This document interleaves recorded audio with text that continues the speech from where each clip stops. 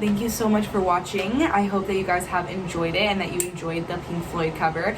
I've been having so much fun learning that song. It's kind of insane. Every day, all year is spooky season, but I'm just so excited for it to not be 100 degrees anymore and for us to just drink tea while we watch Over the Garden Wall and we're in onesies. That is my favorite life. Also, look how cute this ring is of my initials, BLG. It would mean the world if you like and subscribe. You guys can tell by the title, we are going to be doing a little book segment. I haven't done my favorite books or what I've been reading in almost like a year, 2 years. Comment down below a book you're reading and one that you have to recommend me.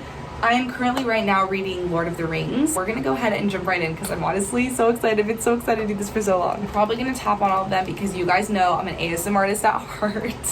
I'm kidding. This is Do One Green Thing. They're really realistic ways that we can go green, fight climate change, all that stuff. And it's really interesting because they have so much information on vegetarianism, veganism, all that stuff. What type of labels you need to look for on the foods you get, fished, bycatch, and ways to combat that. The Ocean at the End of the Lane by Neil Gaiman. Coraline is pretty much my favorite story of all time, and as you guys know, he's the author of Coraline.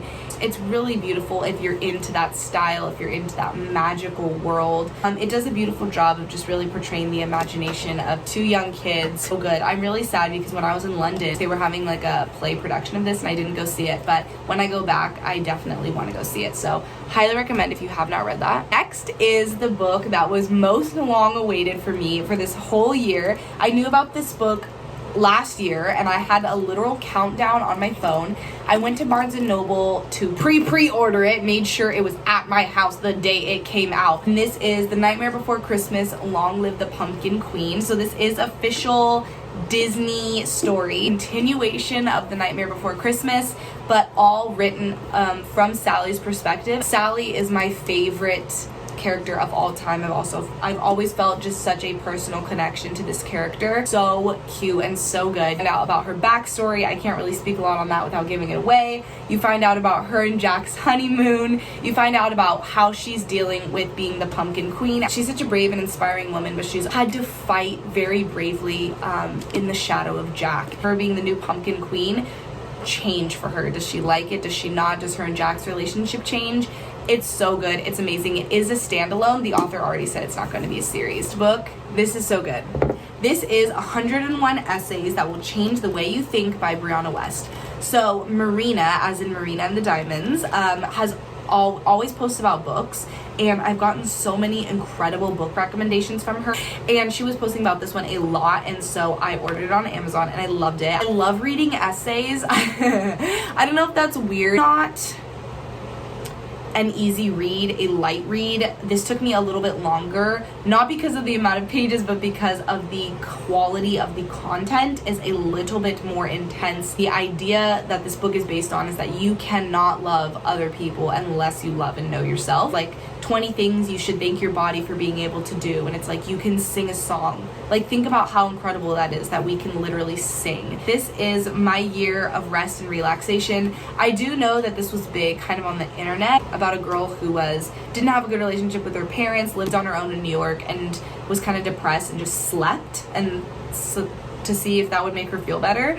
But honestly, it's more than that. I didn't know the tie-in that it had to a major historical event, and the end is beautiful. I was crying by the end of this. This next one is very indie, very artsy. You've never heard of it. I guarantee you've never heard of it. You will not be able to purchase this at your local bookstore. They won't have it. You're gonna have to really go to the vintage stores for this one. It's a little book called Harry Potter. I was waiting to talk about this. So yeah, this is the first Harry Potter book. Let me just debrief. Let me debrief. So basically, I had never read the Harry Potter books. I didn't care about it. I love fantasy and I love sci-fi, and so I was told for a lot of my teen years, you would love Harry Potter. How come you haven't read Harry Potter? And I was like, I will one day, whatever. Like, I didn't care. And then I went to London. Went to the studio tour where they filmed all the Harry Potter films. And this is like big, okay? This has been my big thing of 2022. Loved the tour. I was like weirdly emotional during it. And I was like, why am I emotional? I don't even know the ins and outs of the story. After the studio tour, you're dropped out into a massive gift shop. And if you know anything about Beth Lynn, you know I love a gift shop. I love a gift shop. That is my everything. So I was like, do I really need to buy something for something I'm not a huge fan of? Like, I probably don't. Then I walked past the book. What the heck? Let's buy the first book. Let's see if I even get around to reading it. Well, I read it. I read it very fast. I read it in like 2 days, and I was obsessed. I loved it. It filled my heart. It filled my heart with joy. It's all I thought about. I loved it. And I am a Slytherin, and I knew that beforehand. Now I have the entire series in the Slytherin cover. I'm just showing you this one. And these are some cute little bookmarks that my mom shipped me when I was in London. So if you guys know Hatchards, it is the oldest bookstore in London. And every time I would finish one, I would go to Hatchards, hop on the bus, buy the next, and I would just keep going. I finished the whole series in about March when I started in February. I'm in love with the story, in love with the characters. Look how absolutely beautiful these pages are. A coworker gave me that really beautiful pillow. So then when I came home from London, after I read the series, it was my goal to watch all the movies intensely. So me and my mom spent a week, and all we did was watch all 8 films, and I loved them. And then I went through this weird phase where I was obsessed with Daniel Radcliffe, and all I watched was Daniel Radcliffe YouTube videos for like 3 weeks.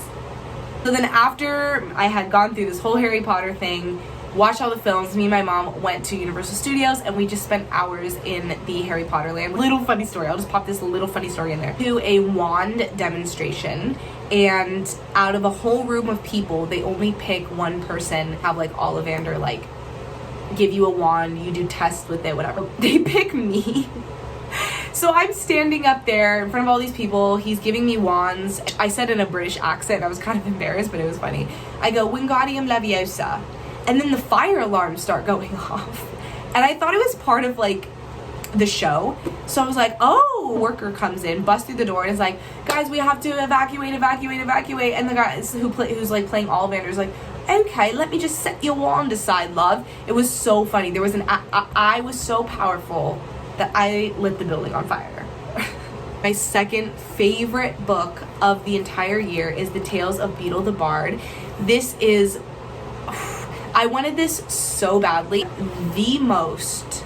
Literally the most beautiful fairy tales I have ever read. So as you guys know, in the last Harry Potter, they talk about the tale of the three brothers with the Elder Wand and the Deathly Hallows and all that stuff. It is an actual book of different fairy tales that also include that story. So my favorite in here, if you guys pick up this book, is The Warlock's Hairy Heart. But my favorite one was The Fountain of Fair Fortune.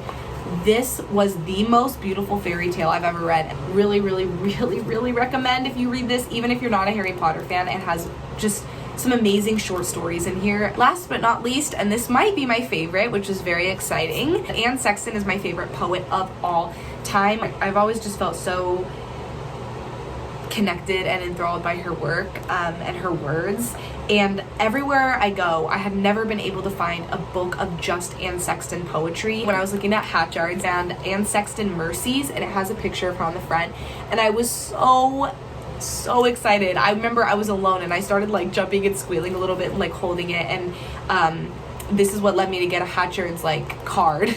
And Young, which is my favorite poem, is in here. So I'm gonna end it here. If you guys want to see any mini covers, because I have a few, you can check out my Twitter and my music Instagram. That is in my link tree down below. And if you want to stream my brand new original song, Don't Let Them Kill It, you can stream it as well on Apple Music, Spotify, and everywhere else that you stream music. Thank you guys so much. I hope you have a beautiful rest of September. Time literally flies so fast. If you need anything from me, feel free to comment down below or reach out to me on Twitter at Bethy, BETHYYSTYLES Styles. Love you guys so much. Bye.